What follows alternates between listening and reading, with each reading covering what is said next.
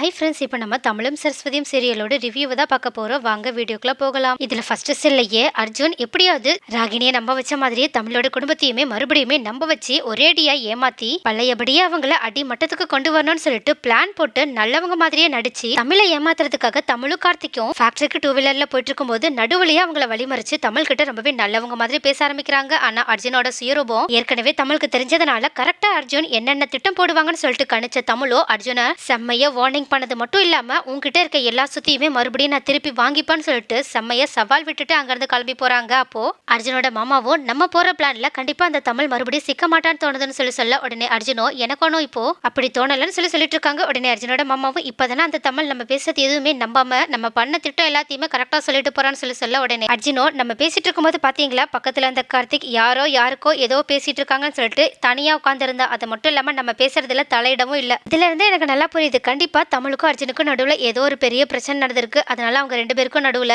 ஏதோ மனஸ்தாபம் இருக்கு. முதல்ல அது என்ன விஷயம்னு தெரிஞ்சுக்கிட்டு அந்த கார்த்திக் மூலயமா தமிழை கவுக்கிறதுக்கான வேலையை பார்க்கணும்னு சொல்லிட்டு உடனடியா ஃபேக்டரிக்கு போயிட்டு ஏற்கனவே அவங்க செட் பண்ண ஆளுங்க மூலயமா தமிழ் கார்த்திகை ஃபேக்டரியில வச்சு எல்லார் முன்னாடியுமே எவ்வளவு கேவலமாவும் அசிங்கமாவும் பேசிட்டான்ற எல்லா விஷயத்தையுமே தெரிஞ்சுக்கிட்டு அர்ஜுன் தன்னோட மாமா கிட்ட ரொம்பவே சந்தோஷமா சிரிச்சுக்கிட்டு இதுக்கப்புறமா கண்டிப்பா அந்த தமிழை நான் எப்படியாவது வீழ்த்திடுவேன்னு சொல்லிட்டு இருக்காங்க. உடனே இதை கேட்ட அர்ஜுனோட மாமாவும் நீ எதை வச்சு சொல்லிட்டு இருக்க, அந்த கார்த்திக் எப்படினாலும் நம்ம பக்கம் வரவே மாட்டான். ஏன்னா கண்டிப்பா திமிரு பிடிச்சவன். நம்ம பண்ண காரியத்துக்காக அவன் நம்மள மன்னிக்கவே மாட்டான். நம்ம பண்ற பிளான் எதுலயுமே உறுதுணையாவும் இருக்க மாட்டான்னு சொல்லிட்டு இருக்காங்க. ஆனா அர்ஜுனும் ரொம்பவே வில்லத்தனமா அந்த கார்த்திகை அந்த தமிழை விட எனக்கு அதிகமாவே தெரியும், அவன் சுயமரியாதை இல்லாத இடத்துல இருக்கவே மாட்டான். இப்ப என்னடானா அந்த தமிழ் கார்த்திகை ஃபேக்டரியில வச்சு முட்டாள் அது இதுன்னு எல்லா ஒர்க்கர்ஸ் முன்னாடியுமே கேவலப்படுத்தி பேசியிருக்கான். எனக்கு தெரிஞ்ச அந்த கார்த்திக்கு இதுக்கப்புறமா அந்த தமிழ் கூட சேர்ந்து வேலைக்கு போக சுத்தமா விருப்பமே இருக்காது. சும்மா கடமைக்குன்னு தான் போயிட்டு இருப்பான். நம்ம இந்த நேரத்தை பயன்படுத்தினா கண்டிப்பா தமிழோட ஃபேக்டரியில இருந்து கார்த்திகை ஈஸியாவே வெளியே தள்ளிடலாம்னு சொல்லிட்டு இருக்காங்க. ஆனா அர்ஜுனோட மாமாவோ அப்படியே தமிழோட ஃபேக்டரியில இருந்து கார்த்திக் வெளியே போயிட்டாலும் அதனால நமக்கு என்ன பிரயோஜனம்னு கேட்காது. அர்ஜுனும் நம்ம சரியா காய் நகர்த்தணும்னா கண்டிப்பா அந்த கார்த்திக் நம்மளோட ஃபேக்டரியில வந்து வேலை செய்வான். ஒருவேளை அவன் மட்டும் நம்மளோட ஃபேக்டரிக்கு வந்து வேலை செஞ்சுட்டா கண்டிப்பா கோர்ட்ல அந்த தமிழால நம்மளோட கேஸுக்கு எதிராக எதுவுமே பண்ண முடியாது. ஏன்னா அவங்களோட சொத்தை ஏமாத்தி அபகரிச்சுட்டா தான் அந்த கேஸ் இருக்கு. ஒருவேளை அந்த கார்த்திக் மட்டும் நம்மளோட கம்பெனில முக்கியமான ஒரு பொறுப்புல இருந்தான்னு வச்சுக்குவேன், கண்டிப்பா கோர்ட்ல அதை வச்சே நம்ம இந்த ஃபேக்டரியை நாங்க ஏமாத்தி ஒன்றும் வாங்கல, சொல்ல போனா இந்த ஃபேக்டரியோட ஓனரே அவங்களோட தங்கச்சி தான், அதுவும் கம்பெனியில முக்கியமான பொறுப்புல இருக்கிறதே அவங்களோட தம்பி தான் சொல்லிட்டு நமக்கு சாதகமா இந்த கேஸை கொண்டு வந்துடலாம்னு சொல்லிட்டு இருக்காங்க. ஆனா அர்ஜுனோட மாமாவும் சரி நீ பண்ற பிளான் எல்லாமே நல்லா தான் இருக்கு, ஆனா எப்படி அந்த கார்த்திகை தமிழோட ஃபேக்டரியில இருந்து வெளியே கொண்டு வருவ? கண்டிப்பா கார்த்திக் ஏதாவது பெரிய தப்பு பண்ணாலும் கூட தமிழ் அவனை திட்டுவானே தவிர கண்டிப்பா ஃபேக்டரியை விட்டுல வெளியே அனுப்ப மாட்டான்.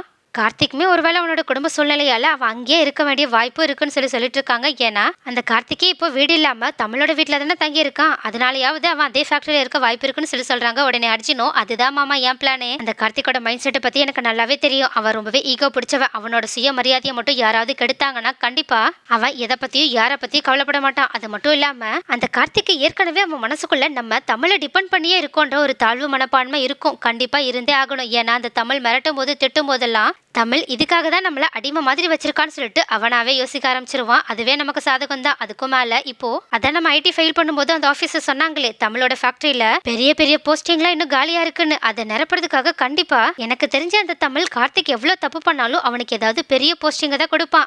ஆனா அந்த தமிழ் மட்டும் ஒருவேளை கார்த்திக்கு அவன் நினைச்ச போஸ்ட கொடுக்கலான்னு வச்சுக்கோங்களேன், அவ்வளவுதான். கார்த்திக் தமிழை விட்டு பிரியறத யாராலும் தடுக்க முடியாது. ஏன்னா அவனோட மைண்டே அப்படிதான். ஆனா நம்ம இந்த விஷயத்துல ஒரே ஒரு விஷயம் தான் பண்ணணும், எப்படியாவது அந்த தமிழ கார்த்திக்கு எந்த போஸ்டையுமே கொடுக்க விடாம பண்ணணும். அந்த சின்ன விஷயத்தை நம்ம கரெக்டா பண்ணி முடிச்சிட்டோம், கண்டிப்பா நம்மளோட ஃபேக்டரியும் நம்ம கிட்டே இருக்கும், சொத்தும் நம்மளை விட்டு போகாது. அதுக்கும் மேல கார்த்திகையும் தமிழையும் ஒரேடியா பிரிச்சிடலாம். அதுக்கப்புறமா அண்ணன் தம்பிக்கு எப்படி பிரிஞ்சு போயிட்டாங்களேன்னு சொல்லிட்டு அந்த சோகத்திலேயே அந்த குடும்பம் ரொம்பவே கஷ்டப்படுன்னு சொல்லிட்டு ரொம்பவே வில்லத்தனமா அவங்களோட மாமா கிட்ட சொல்லிட்டு இருக்காங்க. ஆனா அவங்களோட மாமாவோ எப்படி நீ தமிழ கார்த்திக்கு எந்த போஸ்டையுமே கொடுக்காம தடுக்க போறேன்னு சொல்லி கேட்டுட்டு இருக்காங்க. அதுக்கு அர்ஜுனும் அதான் நம்ம ஓகாஸ் இருக்காங்களே அவங்கள வச்சே நான் இந்த காரியத்தை செஞ்சு முடிக்கிறேன்னு சொல்லிட்டு வில்லத்தனமா சிரிக்கிறாங்க. அதே மாதிரி இன்னொரு பக்கம் அர்ஜுனோட இந்த பிளான் எதுவுமே தெரியாத தமிழோ கார்த்திக் கிட்ட நம்ம கம்பெனில இன்னும் பெரிய பெரிய போஸ்ட் நிறைய காலியா இருக்கு, அதனால அது எல்லாத்தையுமே ஃபில் பண்ண போறோம், உனக்கு யார் யாரெல்லாம் அந்த போஸ்டிங்க்கு கரெக்டா இருப்பாங்களோ அவங்க பேர் எல்லாத்தையுமே நோட் பண்ணி கொண்டு வான்னு சொல்லிட்டு அவங்களை அனுப்பி வைக்கிறாங்க. அப்போ இதை பாக்குற நமச்சியும் எப்படினாலும் நீ கார்த்திக்கும் ஏதாவது நல்ல பெரிய போஸ்டா கொடுக்க வேண்டியது இருக்குல்ல, இந்த பொறுப்பு அவங்க கிட்ட ஒப்படைச்சேன்னா அவனுக்கு அந்த போஸ்டே இல்லைன்னு தானே அவன் நினைப்பான்னு சொல்ல உடனே தமிழோ இல்லடா நான் கார்த்திகை ஏற்கனவே ரொம்பவே திட்டிட்டேன், அதனால தான் அவனுக்கு பெரிய சர்ப்ரைஸ் கொடுக்கணும்னு நினைக்கிறேன், நான் ஏற்கனவே அந்த லிஸ்ட்டை ரெடி பண்ணிட்டேன், அதுல கார்த்திக் தான் டாப்ல இருக்கான், அவன் என்கிட்ட வந்து அந்த லிஸ்ட்டை கொடுத்ததுக்கு அப்புறமா நான் ஓகஸ் எல்லாரும் முன்னாடியுமே எல்லாருக்குமே நான் வச்சிருந்த லிஸ்ட்டை படிச்சு காட்டிட்டு கார்த்திக்கு ஒரு சூப்பரான சர்ப்ரைஸ் கொடுக்க போறேன். ஆனா அது வரைக்கும் இவன் நான் அவனுக்கு போஸ்டிங் கொடுப்பனா கொடுக்க மாட்டானான்ற குழப்பத்திலே இருக்கட்டும்னு சொல்லி அங்கிருந்து கிளம்பி போறாங்க. ஆனா இந்த பக்கம் போயிட்டு இருக்க கார்த்தியோ அப்பனா தமிழ் நமக்கு எந்த போஸ்டியுமே கொடுக்க போறது இல்ல, அதனால தான் நம்மளே லிஸ்ட் ரெடி பண்ண சொல்றான்னு சொல்லிட்டு